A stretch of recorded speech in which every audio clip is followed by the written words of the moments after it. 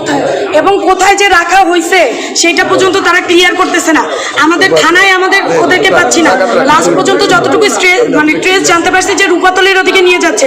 আমরা যতদূর জানি যে রূপাতলির ওদিকে কোনো পুলিশের ফাঁড়ি নাই, কিছু নাই, তাইলে ওদেরকে রাখলো কোথায়?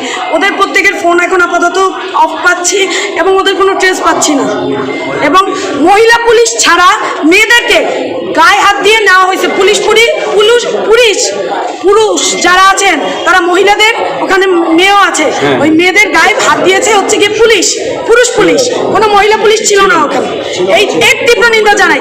এবং আমাদের সাথে পুলিশ কমিশনার কমিউনিকেশন করেনি, উনি আমাদেরকে কোনো কিছু জানায়নি এবং তারা সেফ আছে কিনা সেই বিষয়টাও তারা অবগত আমাদের করেন।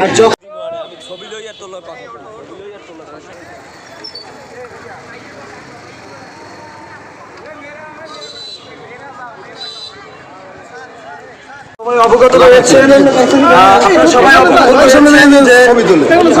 স্বাস্থ্যকার সংস্কার আন্দোলনে আজকে আমাদের 23তম দিন ছিল। সেই 23তম দিনে আমাদের সহযোদ্ধারা নগর ভবনে অবস্থান করেছিল। সেখান থেকে ডিসি বা জেলা প্রশাসক কার্যালয়ে তারা অবস্থান করবে এবং একটা স্মারকলিপি দেওয়ার কথা ছিল। সেই শান্তিপূর্ণ আন্দোলনটাকে, শান্তিপূর্ণ তাদের মুভমেন্টটাকে সেখান থেকে আমাদের সহযোদ্ধা সুহান সহ মোট 6 জনকে ওখান থেকে তুলে নেওয়া হয়।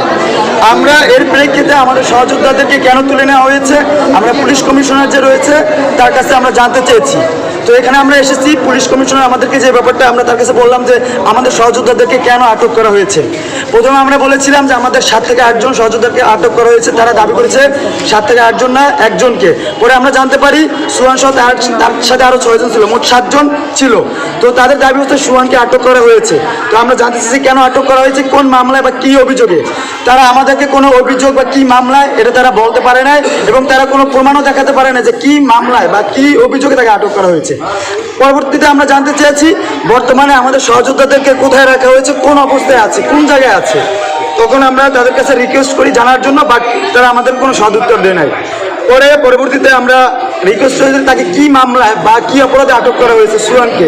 যখন আমরা তাদেরকে জিজ্ঞাসা করি তারা আমাদেরকে বারবার জায়গাটা এড়িয়ে বারবার যেটা বলতে চাচ্ছে যে আপনারা কোর্টে যান, কোর্টে গেলে কোর্ট থেকে বলা হবে যে কী অভিযোগে আছে। কিন্তু আমরা তাদেরকে বলতে চাই আপনি কী ভিত্তিতে তাকে আটক করলেন।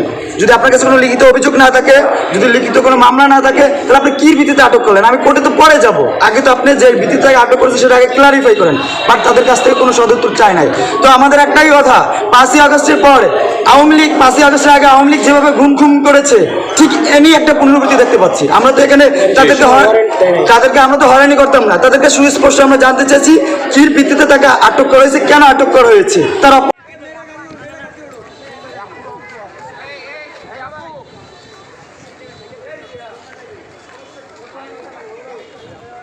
এমনকি হঠাৎ করে আইসা সেখান দিয়ে সোহান ভাইকে টানাটানি শুরু করে এক পর্যায়ে। যখন তারা টানাটানি করে তখন আমাদের যে সহযোদ্ধারা ছিল সহযোদ্ধারাও সোহান ভাইকে নিয়ে টানাটানি করে। এক পর্যায়ে যখন তারা করে কি যে পুরুষ পুলিশে মহিলা যে আমাদের সহযোদ্ধা আছে নারী সহযোদ্ধাদেরকেও টানাটানি শুরু করে দেয়। এক পর্যায়ে লাঠি দিয়ে গুঁতো দিয়ে বন্দুক দিয়ে বাড়ি দিয়ে গাড়ির ভিতরে উঠায়। কিন্তু এটা সম্পূর্ণ পুলিশ কমিশনার মহোদয় অস্বীকার করে। পুলিশ কমিশনার মহোদয় বলে তারা নাকি মস্করা করে উঠছে। এটা আসলে আসলে এটা এখানে পুলিশের গাড়িতে ওঠাটা কতটা মস্করা বা কতটা যুক্তিযুক্ত এটা আমি জানি না। তারা যদি পুলিশের গাড়িতে টান দিয়ে না উঠায় তাহলে সহযোদ্ধারা কিভাবে ওঠে? আর তারা ওঠার পর গাড়ি চালাই নিয়ে যায় কেন? তারা তাদের নামাই দেয় না, তাদের 6 জনকে নিয়ে তারা চলে গেছে।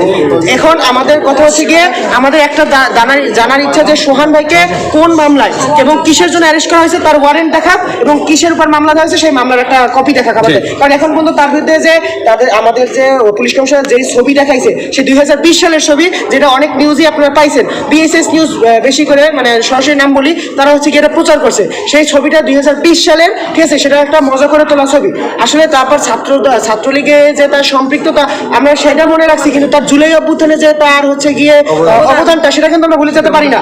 সে বৈশাল বিএম কলেজ থেকে যে জুলাই অভ্যুত্থানে অবদান আছে সেটা বলতে না। আমার নাম হচ্ছে মোহাম্মদ আহমদ ইসলাম দাইয়ান। আচ্ছা, আরেকটা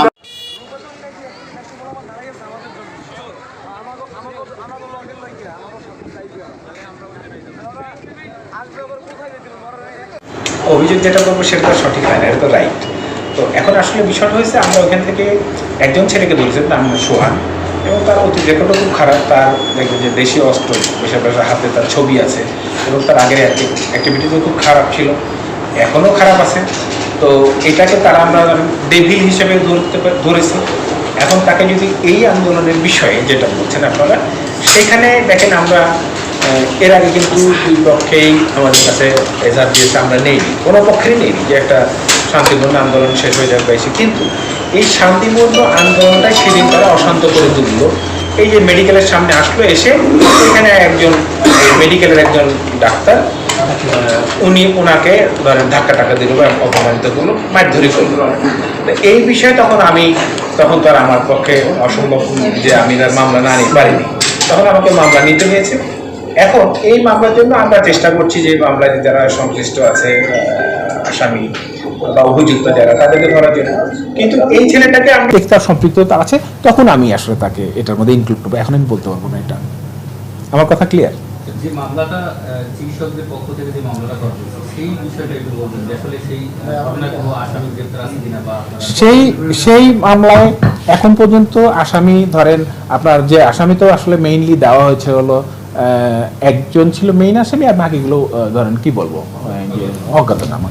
এখন আমি এই জন্য তো বলছি যে অজ্ঞাতনামা হিসেবে এখন আমি বলতে পারি যে না, এই বিষয়ে আমি এখন যদি তার পরবর্তীতে আমি যদি দেখি যাচাই বাছাই করে যদি সংশ্লিষ্টতা পাই এইটাতে, তখন তাকে আমরা এই মামলাতে গ্রেপ্তার দেখাবো।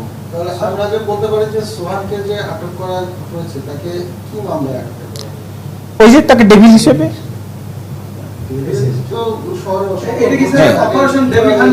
ডেভিল হ্যান্ডের অংশ হিসেবে, আমাদের ডেভিল হিসেবে আমরা তাকে ধরেছি, ঠিক আছে। এর পরবর্তীতে যদি আমরা এখন যে আমরা তো বলেছি যে ওই আন্দোলনে যে মামলাটা হয়েছে ডাক্তারদের মারার বিষয়, সেটা তো আসলে একজনই আসামি, রনি, ঠিক আছে। রনি তো তাকে ধরার জন্য চেষ্টা করছে ডেফিনেটলি, এবং কালকে আমরা ধাওয়া দিয়েছিলাম তাকে। সে তাড়াতাড়ি মোটরসাইকেল নিয়ে সে ইউনিভার্সিটির মধ্যে ঢুকে গেছে, তো ইউনিভার্সিটির মধ্যে আমরা যেতে পারি না, ঠিক আছে। তো ওইটাই একজন এজার নামে আসামি ধরেন একজন, আর বাকি অজ্ঞাতনামা। এখন এই সুহানে যদি দেখি যে আমরা এখন সংশ্লিষ্টতার পাই যে এই আন্দোলনের বিষয়ে সেও ওইখানে মারার সময় তার ঘটনায় ছিল ওইখানে, ঠিক আছে, সেটা যদি যাচাই বাছাই করে সে তো অন্তর্ভুক্ত হয়ে যাবে। ছাত্রদের একটা অভিযোগ আছে যে তারা মামলা দিতে গেছিল, তাদের মামলা নেয়, তাদের মামলা নেওয়া হয় না, কিন্তু আপনার পক্ষান্তরে ডাক্তারদের এইটা আমি আপনাকে কিন্তু আগে ক্লারিফাই করেছি।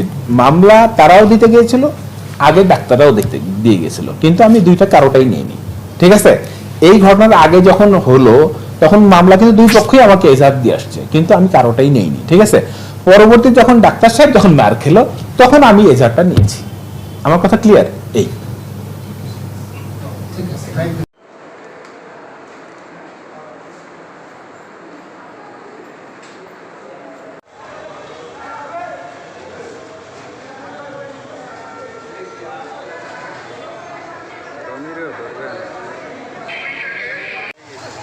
ধরবেন